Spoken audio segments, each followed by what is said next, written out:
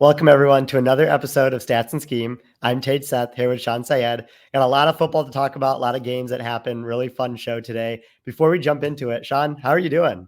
Tej, I always appreciate you asking. I'm doing well, but I got to ask you, we've had those 2 long weekends between obviously that Thanksgiving week, between conference championship week, been a long weekend for you, kind of watching a lot of college football. Really, it's our first season doing this where we're in week 13. Obviously, you get to work on a lot of fun stuff behind the scenes at Sumer. But Tej, are you burning out? I'm getting text messages from you that you didn't get to watch 49ers Eagles live. We got to watch it later. Got to see a replay. Are you hitting the rookie wall here? How are you doing? Yeah, I wasn't able to watch 49ers Eagles live. I had some family stuff, but I watched the condensed game later, which was awesome. I missed the whole Big Dom, fight situation. They don't show that on the condensed game, but I ended up finding out about that, which is pretty funny. But yeah, I'm a little sad that we had our last true college football Saturday and paired with an NFL Sunday like type weekend where I could just sit and watch football for the entire weekend. Now, we get this weird area of the year where there's just football on all the time between bowl games and NFL games we play on Fridays and Saturdays. Like it's a great year to be a great time of year to be a football fan. Do you agree? Yeah, I mean, Tej, how hard is our life to have football on all these different days to be able to talk about it and to be able to do a lot of cool stuff? It's just woe is us. But I'm glad, yes. So that we got to start 49ers Eagles. I mean, obviously big down, big event, but that game overall, I think today we'll just talk about really the 49ers offense versus the Eagles defense. You know how much Kyle Shanahan is close in my thoughts, my heart, how much both of us have talked about him. And then I wrote something called Shanahan Schemes. It's just my pinned tweet on Twitter if you want just like background on it. This team it's the best offense in the league. It has the best play caller. It has the best skill position players. I think it's the best team in the league. We'll talk about that a little later. And they've really wiped out two teams that they will probably see on the way to the Super Bowl in the Cowboys and the Eagles. I'm glad we get a Ravens matchup in the future. That'll be a fun thing to like, how does the best offense go against a defense that's really succeeding in so many different ways? I think that the 49ers just create openings in the run and the pass game better than anyone in the league, using formation, using motion, and using play design. And their formations, they get into those condensed sets. They encourage outside leverage from cornerbacks. They get you into one high, and Purdy's able to make those throws where he's hitting Ayuk on those outbreakers against Darius Slay in this game over and over and over again. And there's so much, like, how many people have talked so far at length at how versatile all those skill position players are, because when Deebo Samuel motions in the backfield, you have to respect that. It's not just a one-off play where a wide receiver is running an angle route out of the backfield. That guy can carry the ball, and he is not easy to tackle, as the Eagles were able to see. And then they use a particular motion where kind of Deebo starts to the left, he runs to the right tackle, and then he goes kind of back and behind the quarterback, and he ends up kind of running out into the backfield, or of the backfield into the flat. And they were able to cause confusion for the Eagles, who at this point, they have a second-year undrafted linebacker there who has to kind of change responsibility 2 times, not bite on a play fake, not get pulled in by that pulling guard where everything is telling you, hey, this is going to be a run. And then George Kittle just kind of goes over the top. And I really like they use that 4 strong concept a lot. So 4 strong, just kind of 4 routes, or really 4 receiving threats to one side of the formation there. And that really creates a clean ISO one-on-one on the backside, where they were able to take advantage of Ayuk on specifically outbreakers a bunch of time. And it's kind of like particular footwork where you're looking to throw a quick game. And if you don't love that, then Purdy can kind of get a few extra steps as he throws, usually into the flat on that concept, with Juszczyk as the lead blocker. So if you don't love that one-on-one matchup, you're getting maybe McCaffrey, maybe Deebo with a lead blocker into space in a situation where you feel really positive about that. The Bills run that some. I think the 49ers really pushed it through the league a little bit more. I think it was last year or maybe 2 years ago, they used it against the Seahawks for just like a lot of success. And everyone, I feel like, kind of picked things up here and there. And then overall, we'll have the Brock Purdy conversation, but I just think he's doing what he has to do. Has multiple throws now where last year I would tell you every time and be like, hey, look, like I went through the film there. He did what he needed to do, but there weren't a bunch of throws where I was like, oh, that is like a plus throw. And in this game, he was able to do that, whether it's, like I said, a bunch of outbreakers, hitting Jennings on that route later in the game where it led to that touchdown, and just seeing Christian McCaffrey run an entire route tree where you just like bump him out a few steps from the running back spot in shotgun. And literally, like, they'll run running back sail. They'll run that, like, hey, you're probably going to run a choice route. No, we're going to go vertical. So just so much there to love from a scheme perspective. I'm excited to kind of dig into the numbers and your general feel over there. Let's do it, Tish. Talk to me, 49ers offense. Mm-hmm. I mean, so many of the things that you mentioned there were also things that, I was hoping that you would bring up, especially the point about the Eagles linebackers and the situations that they were put in this game. When you look at how the Eagles are constructed on defense, there's been a lot of resources put into their defensive line, and a lot of those have paid off. And then they have been able to bring back big portions of their secondary, especially the two outside corners and James Bradbury and Darius Slay. Even as they get older, they still feel like they should have those corners on the field. Because of the way that the NFL is set up with salary cap and limited draft picks, you're going to have to punt on one position usually. And for that, for the Eagles, that's linebacker. And I think you saw that show up in this game. Eric Eager on the Monday show of the Sumer Sports Show was talking about how the Eagles kind of moneyball their way towards their roster building on defense. And that is at the expense of their linebacker position, where they find cheap free agents or day 2, day 3 draft picks to fill in at linebacker. And sometimes it's not enough. Sometimes you do hit on Fred Warner, who was taken number 70 overall. And sometimes, Nakobe Dean is a starting linebacker for you that ends up getting injured. So, it can go both ways with that type of stuff. And that's really what the 49ers were keyed in on in this game. I thought was just like making the linebackers' lives miserable. And they're really hard to prepare for from that side of things. If you're a linebacker, I think that personnel changes affect you the most, because you could go from covering a slot receiver to a running back to a tight end all in one, depending on what personnel is out there on the field. And the 49ers make that a very uniquely difficult task. They use 21 personnel, 2 running backs with McCaffrey and Juszczyk usually at the fullback, 38% of the time, when the league average of that is 7%. So the Eagles had barely seen a fullback on the field this year. The 49ers were using that a high amount in this game. 22 personnel, where you have 2 tight ends and 2 running backs out on the field. They use that 10% of the time. Eagles, the league average is 1% for that. And then they also get into shotgun, 12% less than league average, which means they're using single back and I formation, empty, more than league average. So it's all these things that you don't see from these typical shotgun 11 personnel offenses that the 49ers throw at you. And that really came at the expense of the Eagles linebackers being put in really tough situations in this game, where, like you mentioned, they had to go from guarding McCaffrey on choice routes and George Kittle across the middle of the field. And sometimes Brandon Ayuk was put, in the slot, and Deebo Samuel was put in the slot, and they had to guard him on outbreakers. It was a great game plan from Kyle Shanahan. And like you brought up, Brock Purdy executed the game plan well. Yeah, and so the Eagles get Shaq Leonard coming in, and at whatever level you think he is now at this point in his career, I think it's, you don't need an all pro there. You just need like some sort of plus there. I think the timing probably doesn't fit what I'm about to say, but like if I'm a linebacker and I look at the schedule and it's like, yeah, I'm going to make my decision after the 49ers game. Don't get me on the field for that. That is just like, it is so thankless to be a linebacker against that offense. There was a bunch of clips where they did even, actually the Eagles defensive line, sometimes it felt like they weren't even shifting in spots when they were, or the linebacker was pointing for the line to, hey, we need to bump over because they're, switching the run strength, which means the tight end is really moving from one side of the formation to the other side of the formation. The run angles will change. And yeah, I like that you mentioned from a team building perspective, not going to expect the Eagles to just change their whole entire structure there. It does kind of is unfortunate for them that I do think they really expected Nakobe Dean to be in a spot there where he was able to take, a higher level of play. Unfortunately, as you said, he's out for the rest of the season at this point. So that is a struggle. And then since they put so much into that defensive line, it seems like at points this season, the defensive line hasn't been able to get home, where last year it seemed like they did have like a record high sack percentage. So I think that people expected that number to come down. I don't have the pressure numbers off the top.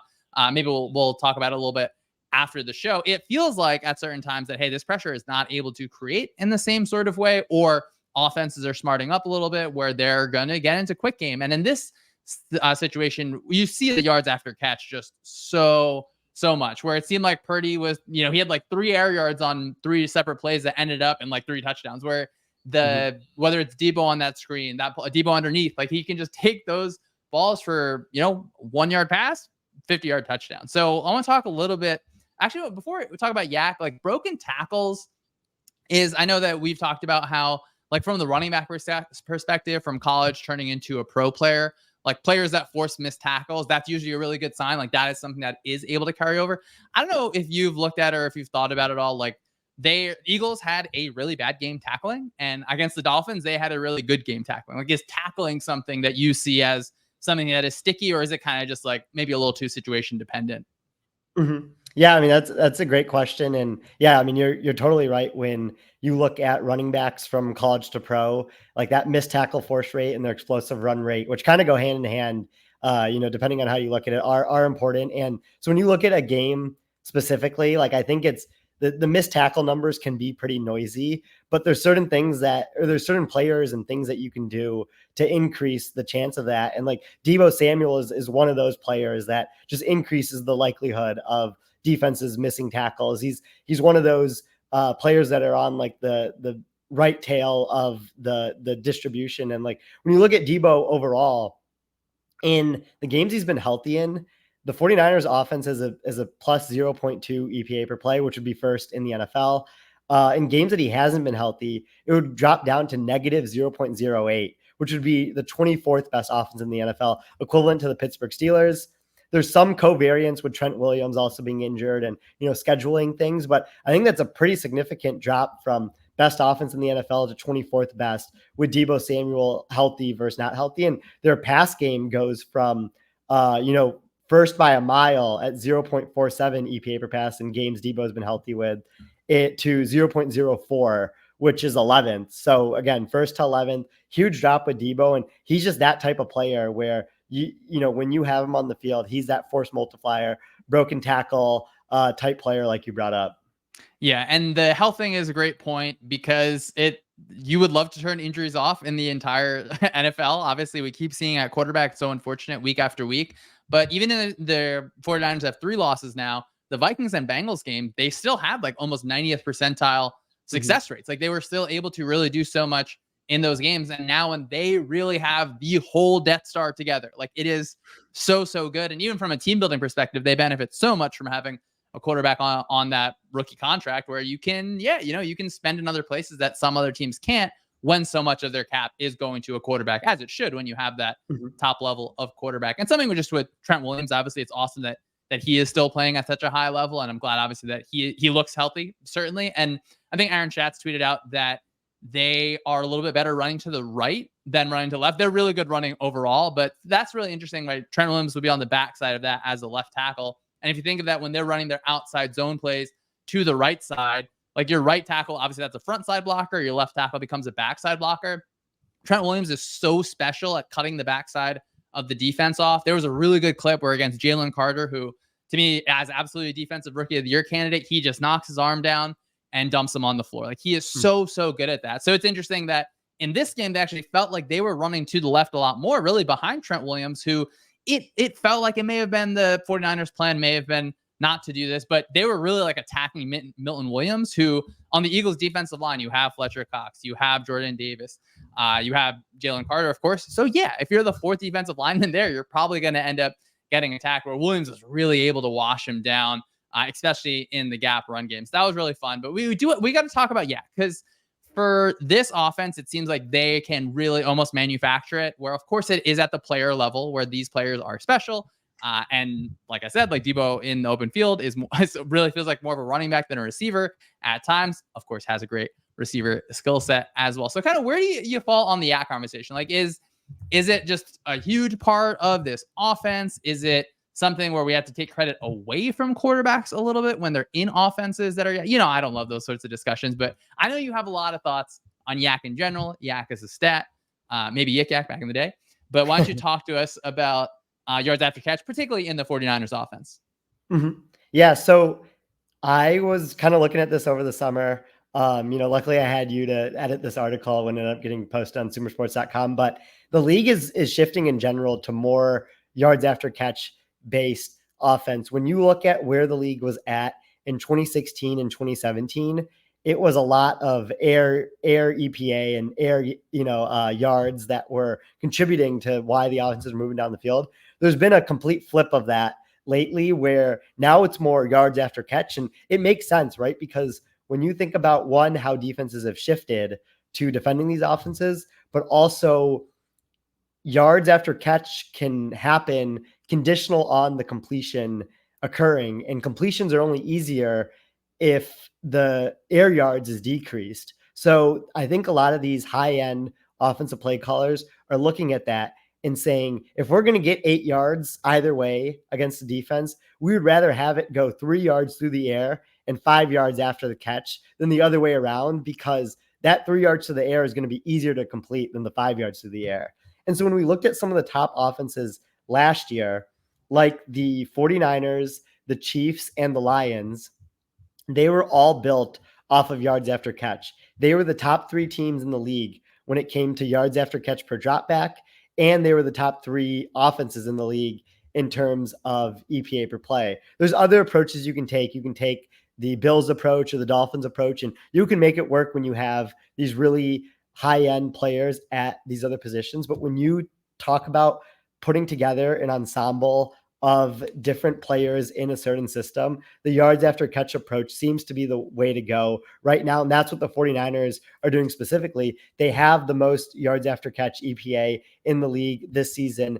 And Brock Purdy is the type of quarterback to still be able to push the ball past, like check down range, but not deep. And he's just kind of hitting that mid range of the field and then letting a lot of his skill position players do the work. And I think you're seeing the benefits of it.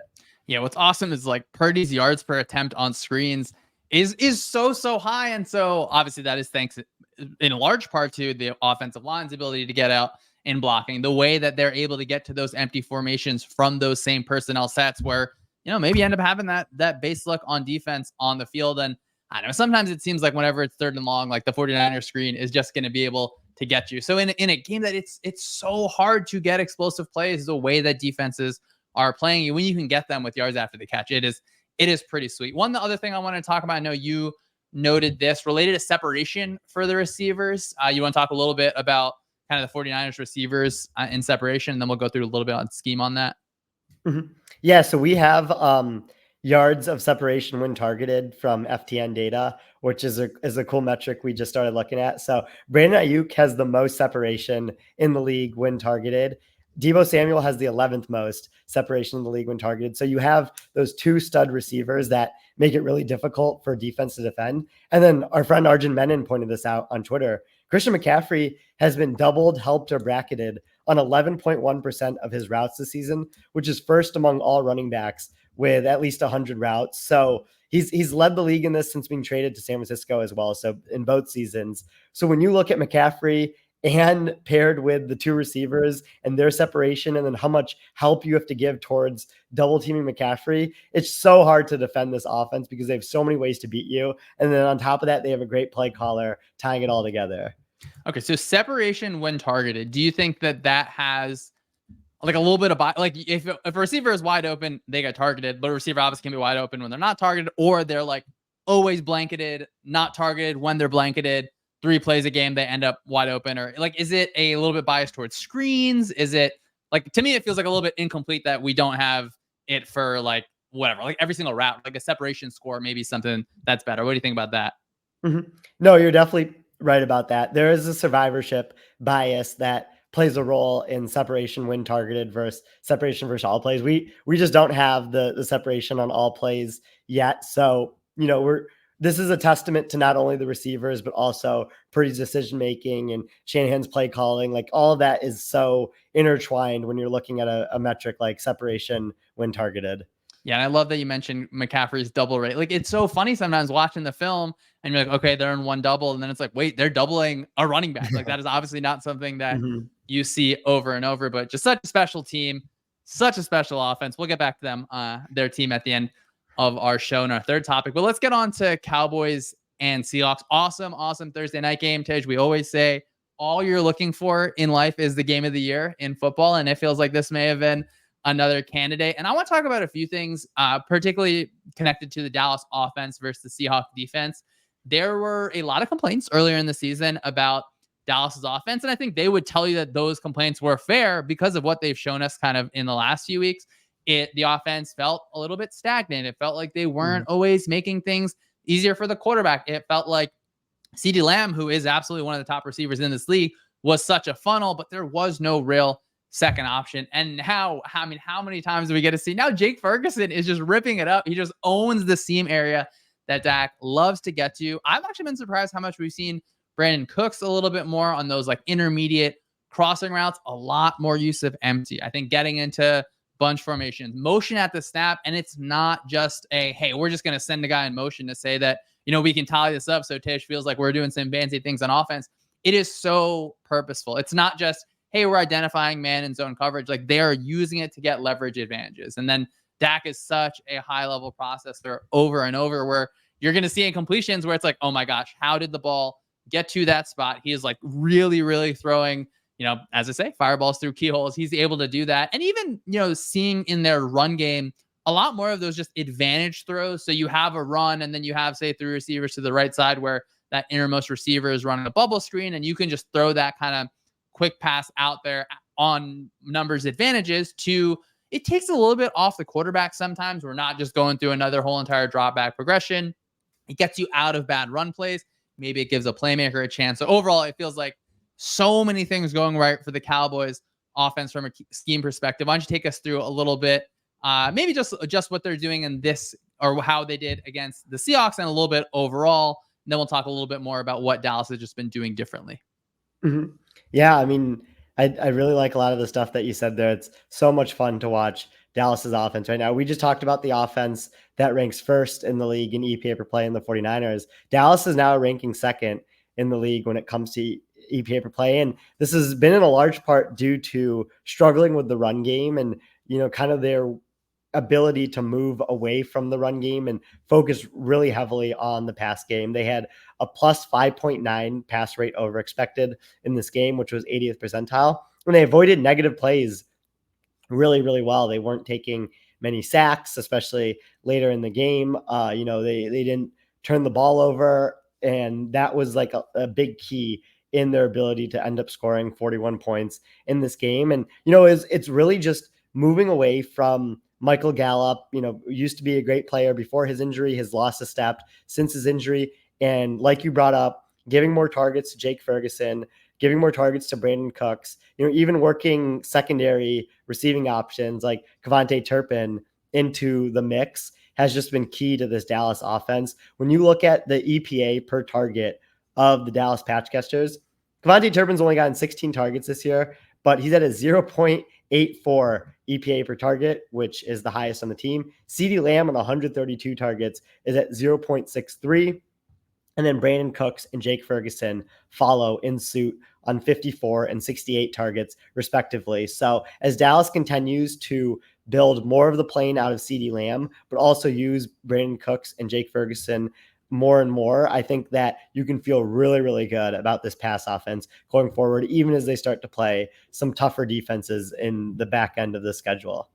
Yeah, and we don't have to have the MVP conversation. I know that's fun for a lot of people. To me, Dak is playing so well. And even just on some of the great charts that you put out on the Sumer Sports Twitter account, like Dak is the lowest pure dropback rate of any quarterback. To me, that was just like so cool. And it matched the scheme pretty well from what we're seeing on film on a week-to-week basis where, yeah, you should, whoever your quarterback is, take a little bit off their plate, get into those more, especially if you're a team that can get multiple tight ends on the field like Dallas likes to do, go ahead, run some play action, get into the RPO game, throw your screen so you don't have to drop back, have pure drop back rate all the time. I don't know if you've thought about this at all, but like at least look from the chat or from the chart. I'm not sure what the line of best fit would end up being, but it almost seems like there's like a little bit of correlation between it. It feels like the lower your pure dropback rate is, like maybe that helps push your EPA a little bit. Maybe that's tied to, hey, like play action plays are tied, or I'm actually not even sure if that's true. I assume they are. Like play action plays are going to have a little bit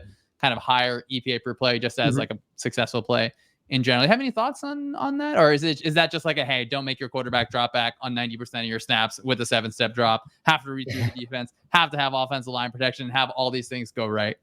No, I think it's the latter there. I think you summarized that pretty well, where it's like, yeah, if you're like the underrated aspect of things that we talk about when it comes to quarterback play is like the pressure that they apply on themselves. And I feel like if you're someone like, and you look at the left side of this chart that we post on the Sumer Sports Twitter, like if you're a quarterback with a low pure dropback rate, like a Dak Prescott, a Tua, a Geno Smith, like it feels like you don't have to press as much as a quarterback. Whereas if you're a quarterback that has a high pure dropback rate, like a Derek Carr, like a Bryce Young, it feels like they're pressing more when you watch them as quarterback. That's not super quantifiable, but it's just something I feel like I've noticed over time, and is something I'll continue to look for.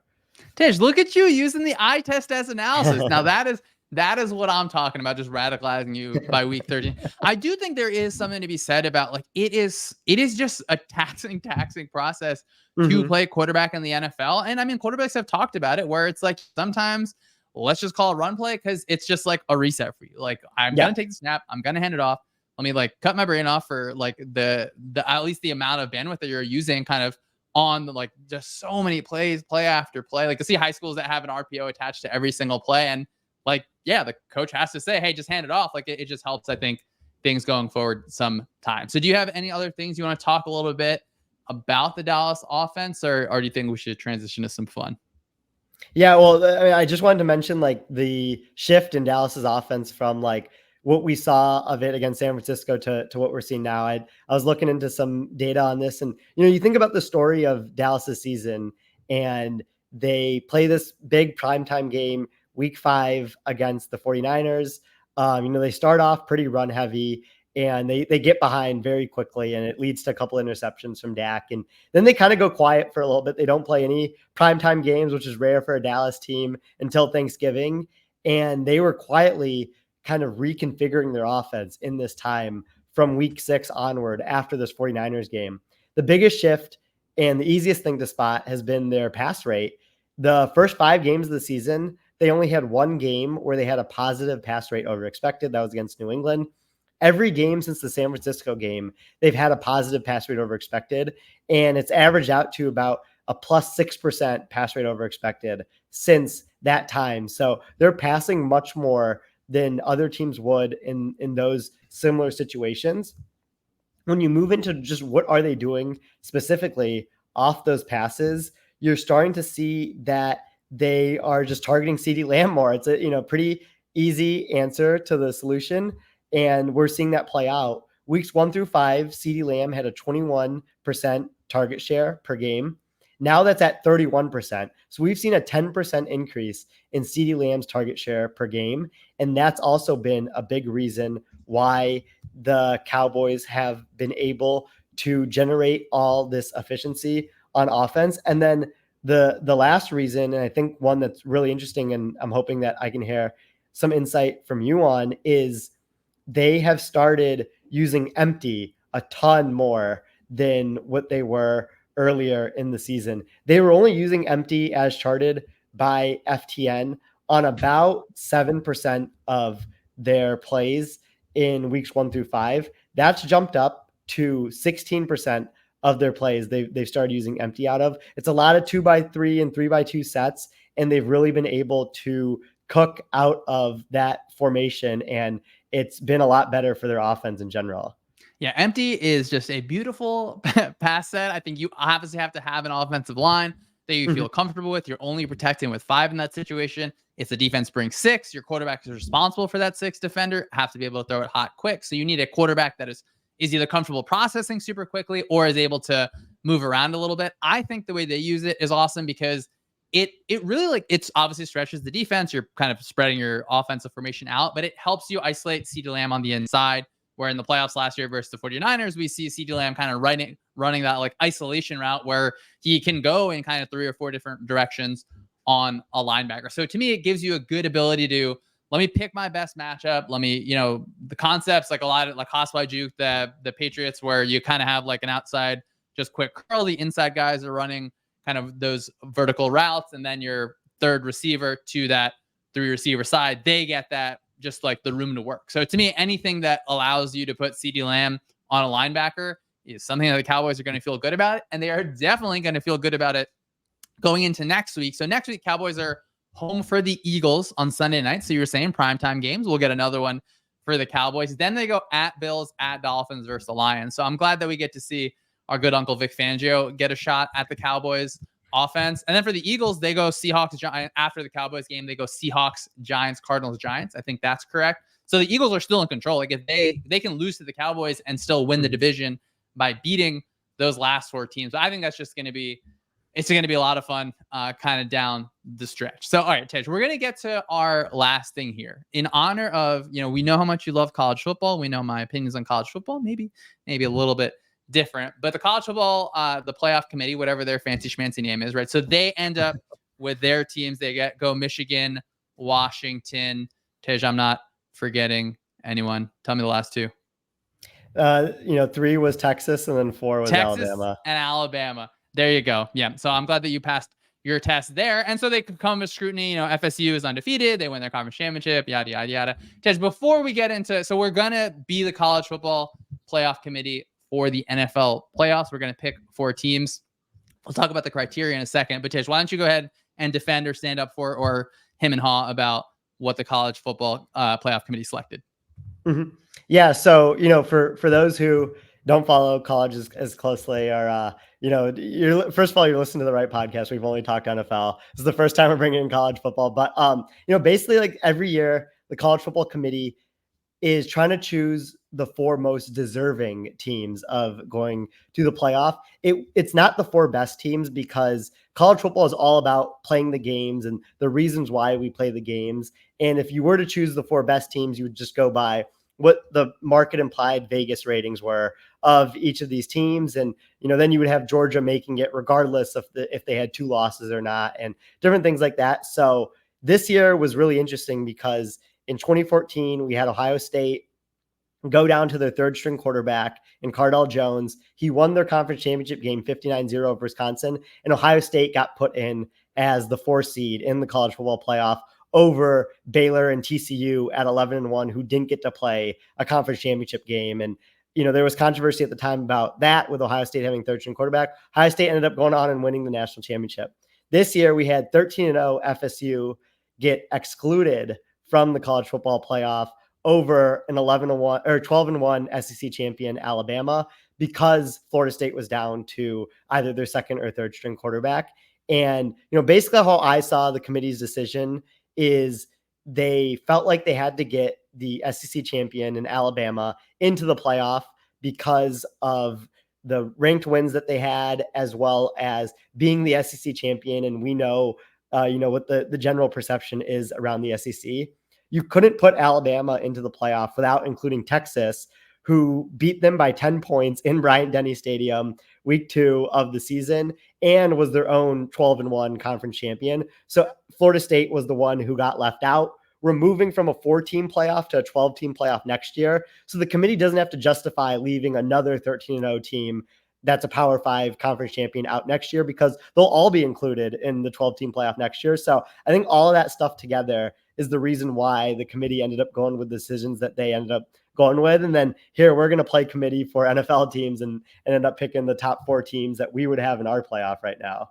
Tej, I love you being the defense attorney for the playoff committee. That was really good. And as a former lawyer myself, I love that when people post like, okay, well, these are the words, like the criteria that they're using. And to me, as I said, former life as a lawyer, like the words, yes, they have meaning, but you can really, stretch the meaning or your interpretation of words so differently, because you can argue, best, most deserving. Do they mean the same thing? Do they mean different things? I just think, like, I feel obviously so bad for the players on FSU and really a lot of teams, like whenever they're in those sort of situations, like what more can a team do? It's really unfortunate in those situations. At the same time, I think that really no matter what the committee selects, like you have created a bad incentive kind of either way. Like if you're saying, hey, if you go undefeated, it may not matter as much, then like, is a team incentivized to play really big games? Should you just play cupcakes? But yeah, Tej, I mean, I couldn't even list all 4 of the teams off, even though we literally talked about it this weekend. So that, that shows where our podcast stances on pro football. So, okay. So our task, we're going to choose our 4 teams. We'll go one by one. I want to go 1 to 4, just because I think that maybe things on the back end are a little bit more fun than the top end. And so to me, there is no real criteria. It's whatever you decide is, quote, best. And to me, I think like I am a big fan of, like, let's just be honest. Like we're kind of picking, like I have biases, you have biases. like it's going to be no surprise to you who my first team that I pick is. It may not be any surprise to me who your first team pick is, but whatever you feel in your heart, Tage, it's a little bit of a vibes based assessment. So I'm going to let you go first, Tage. Who is your number one pick in the first annual Stats and Scheme playoff selection? And then I do have to say, before we even get there, we got to qualify. Like, it's at this point in the season. Are you projecting the end of the season? Are we pretending like the season's over? Tage, the world is your oyster. You get the first pick. Go ahead and talk to us about your number one selection. Mm-hmm. Yeah, I think this would be the pretty common choice here, but I would think that San Francisco would have to go in as the number one pick here. Like, if you're looking for the team that is probably the most dangerous when healthy, which is like what I like to look at for playoff teams, like your ceiling. And I've heard other people like Bill Connolly and Bud Davis talk about this before in regards to college football. Like when you're looking at ceiling, 49ers when healthy are probably favored against any team in the league. So they would be my number one team. Yeah, I think that is like absolutely clear to me now. I think it was earlier in the season too. Unfortunately, they had to battle through some injuries. Historic offense, they're highest in our ELO rankings on SumerSports.com. As I said, dismantled the Eagles and the Cowboys. Highest EPA per play on offense, highest success rate, top 10 in defensive success rate and EPA allowed as well. And then, I'm just, I wore my red dry fit today, just hoping, let's get Kyle Shanahan a ring. I just, as I said, the Death Star on offense, I just can't think of a more apt comparison, though, as we know, things didn't end up well for the Death Star. We don't have to talk about that. All 5 weapons. Trent Williams, please stay healthy. I really want to see this team in the playoffs. I think that's going to be an important thing. So we've got our number one seed for both of us, the 49ers. Tish, take us to number 2 for you. Yeah, so number 2 is a little bit tougher. I don't think it's as clear as number 1 was, but I'm going to go Baltimore Ravens here. There's has to be some discount with them with the Mark Andrews injury, but I think that the Ravens, because of what they have at defensive play caller and then also the defensive players that they have one of those defenses where they can actually take over a game. It's much harder to do that in today's NFL than it was 5-10 years ago, but they have that on defense. And then whenever you have Lamar Jackson playing in this offense that has clearly suited his abilities really well, they're always going to be really tough matchup on that side of the ball. So top 10 offense, top 10 defense. I really like the Ravens as the 2 seed. Tish, I was really excited when we came up with this idea. I figured, we'd have some good stuff to talk about. Unfortunately, I had the Ravens at number 2 as well. Should we have told each other who our 4 was before? Maybe we'd be able to do that next year. Maybe we treat differently, but 6th in our ELO, as you said, top 5 and so many metrics, EPA per play, success rate on offense, best EPA per play on defense, 3rd best success rate on defense. But to me, more importantly, like Mike McDonald is so good in his job. I cannot wait till we're going to get Ravens 49ers on Christmas night. So I don't know what your family obligations are on Christmas night, but maybe it can include some television time. So we talked about the Mark Andrews injury. Obviously, the FSU injury seems like that plays a huge deal into the CFP committee. So how do we treat that? Because that is obviously substantial. I think we can definitely come up with the answer of, their defense is so good that of course it is important, but the offense is as an engine run by Lamar. So what's your kind of thinking and with that Mark Andrews injury there? Mm-hmm. Yeah, I mean, it's a great thing to bring up and really interesting to talk about. When you look at when Mark Andrews went down for the Ravens and what their target distribution ended up being, Isaiah Likely, I thought, stepped in and can fill Mark Andrews' role to a certain extent and be fine at that. And then also it means more targets for Odell Beckham and Zay Flowers and even Nelson Aguilar, who's having a good year. And like they might not match the consistency of Mark Andrews, but the more targets to these types of wide receivers that you have are not necessarily going to be plus EV compared to Andrews, but are going to be comparable in my opinion. So when you look at like Florida State and how their offense fell apart without Jordan Travis, I don't think that's going to happen to the Ravens offense. The margin will just be thinner. Yeah, I think we've talked multiple times this year about how good of a job Todd Monken is doing there, feeling like the offense is more spread out, which almost counterintuitive, where their condensed run game was so cool over the last few years, where Lamar is still able to access a lot of that. And they've gotten really creative with like their use of counter in so many different ways, how they attach that to RPOs. And obviously everyone wants to see Coastal Carolina's own Isaiah Likely scoring touchdowns in our playoff. All right, so we got both of us unfortunately went Ravens 1 or 49ers 1, Ravens 2 because we are boring, but I hope that we have some difference at number 3. Ted, give us your number 3 in our playoff. All right, so this one is going to be one that I think we get a better answer on after this Sunday when the Eagles and Cowboys play. But right now at my 3 seed, I am going with the Cowboys. I just love what Dak and that offense is doing. And the defense is worrisome. They have a big gap between ranking 16th in success rate allowed, but third in EPA per play allowed. So they are letting up explosives. And I think we saw that in that Seahawks game. But when you have Parsons and the talent that they have on defense, especially at defensive line, and you saw how they took over that fourth quarter of the Seahawks game, I still trust them a little bit more than I trust the Eagles defense right now with the injury situation that they're having. Okay, Tish. Now, I don't know if you hear that. That's like the entire city of Philadelphia saying, well, the Eagles beat the Cowboys. What is this metrics? You guys are whatever on minute 40 of the podcast. You guys are just making stuff up. So how do you, or why would you rank the Cowboys ahead of the Eagles? I mean, the Eagles literally did beat the Cowboys, Tish. They did. And, when you looked at that game from trying to remove the noise, the Cowboys had multiple drives that ended up stalling out once they crossed the plus 40, which is like what we usually use as a drive success. You think about, the plays at the goal line specifically, where they were an inch away from scoring a touchdown on a 4th and goal. They were an inch away from scoring a 2-point conversion that would have changed how they treated the last drive of the game. And that was on the road in Philadelphia before the Cowboys offense has reached its peak, which I thought was last week. So I think that they're peaking at the right time here. And I like what they're doing. And then the Eagles defense is having a little bit of trouble compared to what they were a couple weeks ago. You watch the Eagles closer than I do, though, so I don't know if you kind of share that sentiment, but I'm curious to hear what you think on that side of things.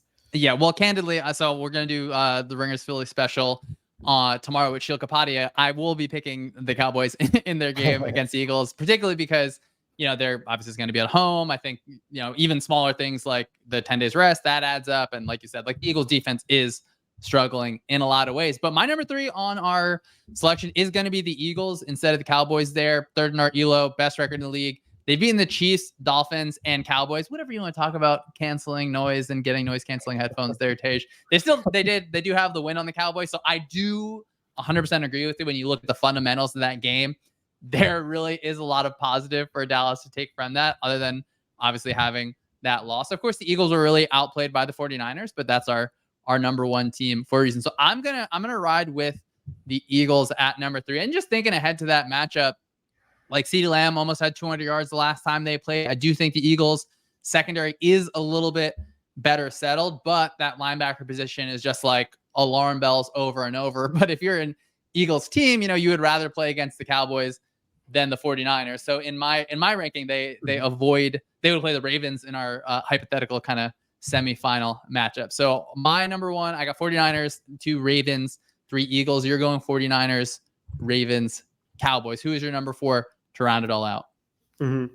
Yeah, I mean, that's definitely fair. And okay, so now the 4 seed is where things get really interesting. We have, our top NFC team, the 49ers. We each picked our second NFC team.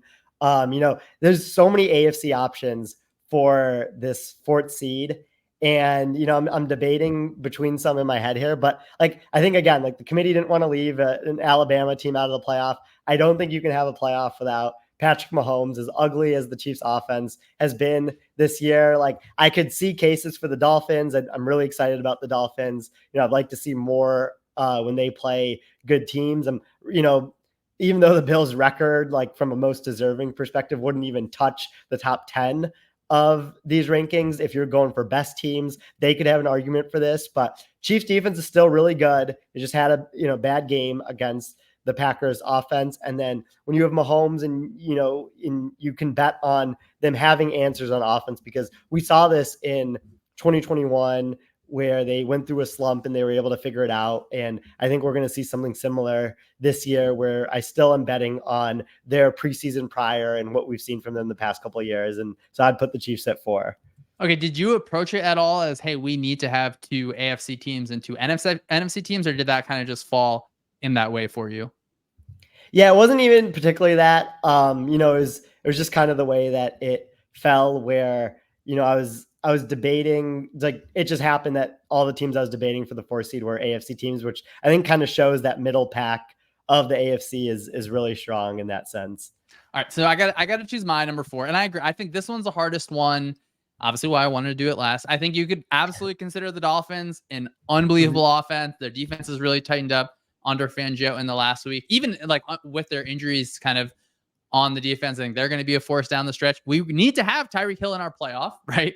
They did lose to the Chiefs, though, and the Chiefs just lost to the Packers. So I think I may end up letting recency bias kind of float this a little bit because, the Chiefs do clearly have those issues at the receiver spot that, I don't know, like, are they going to be able to figure that out? Their defense was, as you said, beat by Green Bay a bit in ways that I think, maybe they'll be able to correct that. But if we had to pick today, so I am going to go with the NFC East being the SEC in this situation, because if we need more teams in them, I'm going to have the Cowboys as my fourth team. Oh. Dak out of his mind, just finding ways to get. I love it's weird, like seeing Brandon Cooks involved, at this point in his career is really fun. Moving CeeDee Lamb around. The defense is so fun to watch. Like they're in the secondary, like Bland is such a poacher, and I love it. Like he's gonna jump that out route, and like he's gonna take it back to the house. It, might lead to some. We'll see this week if it's Devontae Smith kind of going deep on him, and then you have Michael Parsons as a closer, fourth on our Sumer Elo, second of offensive EPA per play, third in defensive EPA per play. So for me, that means that my playoff does not have Patrick Mahomes. My playoff does not have Tyreek Hill. It does not have Josh Allen. No Lions, no Herbert, no Jaguars. So I just feel awful about the exercise. But you have left the Eagles off of your playoff list. Obviously, Dolphins, Lions, Jaguars, and Bills as well. So are you sleeping at night? Okay, knowing that the Eagles are just, the city of Philadelphia just is going to be quiet on playoff weekend for us. Well, I mean, I still love the Eagles, and like I think they have so much things going for them. But like I just see signal in the Eagles and like some of the spreads in these games here where you look at the betting market implied ratings of these teams on unpredictable.com, and the Eagles sit at sixth right now. The 49ers are at first, Cowboys are at second, Dolphins third, Ravens fourth, Chiefs fifth, and then the Eagles are at sixth. And like I think there was signal in the 49ers being 3-point favorites on the road against them. And I trust the betting market to be right often, not all the time. And so I just see that with the Eagles right now, where I think, Jalen Hurts is not 100%, the defense is not 100%. And in 4 weeks, and especially if they get that bye, I could totally see the Eagles being right back in this 14 playoff here. But, for now, it's a little tough to see them out. But, I like how you went with the double NFC East teams. And then you also went with 3 NFC teams and 1 AFC team. Do you see the top of the NFC as significantly better than the top of the AFC? Or is the middle pack of the NFC just that much weaker than the middle pack of the AFC? Like, how do you kind of break that out? Yeah, I think on the top end of that, the 49ers to me are like a full step above everyone. And I'm never going to like pick against the Chiefs. I really think Mahomes can beat everyone. And I love the Ravens. I do think that Mark Andrews' injuries is like pretty bothersome, where we saw the Chargers defense able to have some level of success against the Ravens offense, whatever you consider traveling, whatever happened in that sort of game. Yeah, I just think the NFC, where coming into the year, I think we thought the AFC was so stacked. It is so unfortunate how many different quarterback injuries, how like things are hampering. I guess like if you could think about it, like going to the end of the season, I could see the Bills absolutely making just like the loudest argument here over the next few games, where it seems like just other teams are falling apart, unfortunately, through injuries, or just, you lose games here and you lose games there. And even, I think we still have the Bills like in the top 5 in ELO. So I do think the top end of the NFC, being the 49ers, is better than anything across the league. I do think the Eagles and the Cowboys there bring a lot of punch there as well. I don't feel too personally bad to leave out some of the AFC teams.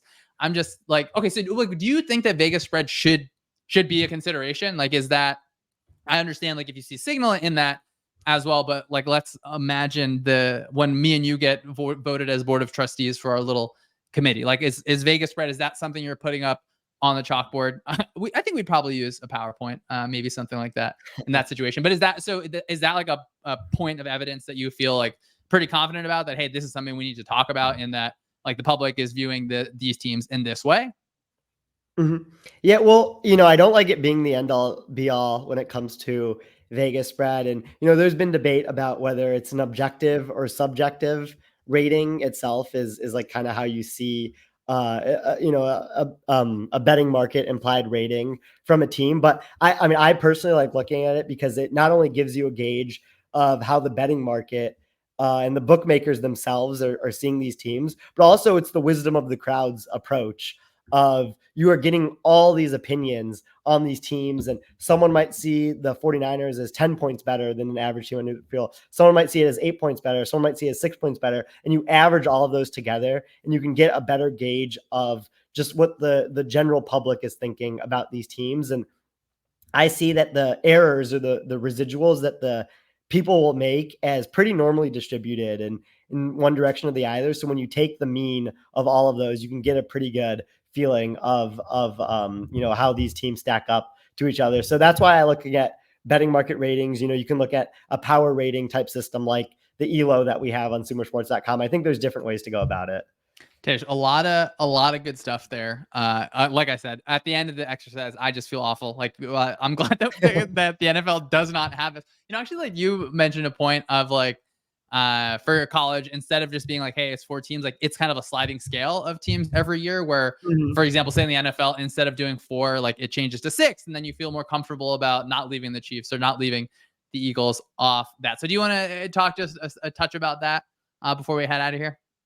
Yeah. So like the interesting thing in the NFL is the gap between the best team and the 12th best team from like whether you're using a point spread or ELO perspective is pretty small relative to the gap between the best team in college and the 12th best team in college using the same evaluation techniques. Like we've seen six seeds make the Super Bowl, win the Super Bowl before. It would be pretty rare if you were to simulate out a 12-team playoff that the 12th best team would end up winning the national championship. Like it wouldn't happen that often given how you go through that. But when you look at like the NFL and how they've arrived at this 14 team playoff, they've really put a ton of value into getting that 1 seed for the bye that you get the first week of the playoffs is the only team in your conference to get the bye, as well as having home field advantage throughout the entire playoff. And when it comes to college football, there's only about a handful of teams that actually deserve to play for a national championship each year. It's a sliding scale between 2 and could go up to like 8 or 9. So that my idea was kind of you have some type of percentile cutoff that a team's power rating would have to get to qualify for making the playoff. Logistically, it would probably be a nightmare to have a sliding scale of amount of teams in the playoff. But if we lived in a perfect world, it was just my idea where some years you could have 5 teams, some you could have up to 8, some years there'd only be 2 teams that finish undefeated Power 5 champions. And those are the 2 teams that are playing in the national title game. And so you can just kind of slide it back and forth depending on the year. All right, Tej, you get the floor one more time. Do you have any thoughts on like in the NFL, particularly removing divisions and conferences? I don't know where you stand on this. I feel like I'm very much like, let's throw all 32 teams in one bucket as opposed to whatever, particularly because some of the like arbitrary, I understand the rivalry, like that's really important. I know like Lions Packers for you, like that's a big game. Some of the like arbitrary geographic lines where they kind of like were based on the past and then like, well, why is this team in the NFC? Why is this team in the AFC? Sometimes that just like annoys me. I kind of would like in theory, obviously, the schedule makers, you guys figure it out, whether you play, I don't know, whatever the schedule is. I just don't love, I feel like divisions and conferences, like why the Cowboys have to like, be the 5 seed where the division winner for the South is going to be a team that is probably not going to have as good of a record. That bothers me. Do you have any strong feelings about removing divisions and conferences as we continue our reign on the NFL here? Yeah, I mean, I want to hear more on your no divisions idea after I mentioned this, but my whole thing for the playoffs is if you win your division, you should be in the playoff, but it shouldn't guarantee you a home playoff game. Once you're in the playoffs, you should be seeded 1 through 7, depending on what your record is. So we wouldn't have an NFC South team end up hosting a home playoff game this year. They would probably end up getting, maybe the 6 or 7 seed, and they would go and play, it could be Dallas, who, even though they didn't win their division, they got the 3 seed. So like, I still think that there is value in building a team that can win the division. Like you think about, and I want you to touch on this, like, I assume coaches spend a big portion of their offseason preparing for divisional opponents because they play 6 games against them versus just playing the 1 game each against the non-division opponents. Yeah, I think it would totally make sense. And that's obviously a team you see twice. Sometimes you see them 3 times in a year. Mm-hmm. Obviously, like the Eagles and the Cowboys, if they see each other again in the playoffs, I think, Tej, maybe I'll cook on it a little bit more. I'll think on it. I'll get you like a full proposal, as you bring your playoff committee approach. But to everyone, appreciate you listening to another episode of Stats and Scheme. Keep the feedback coming. Tell us what you like, what you didn't like. And if you think that Tej deserves a spot as the head of the playoff selection committee, I'm not sure if you'll be getting any votes from me, Tej, after your performance on that with your fort today. But everyone just be sure to stay tuned to the Feed for Thomas and Eric show. Visit our website at sumersports.com. Look at those team tables that we talk about. ELO, that league table is, I think, something that's really good as the playoff comes closer. So everyone enjoy your week, and we'll see you next time.